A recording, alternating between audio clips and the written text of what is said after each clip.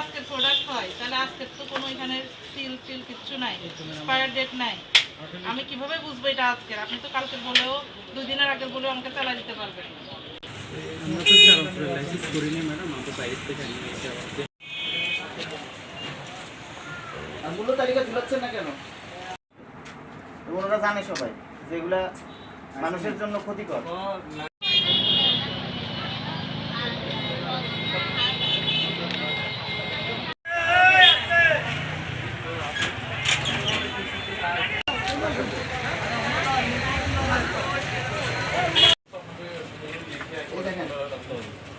লাগানো কিন্তু foil paper.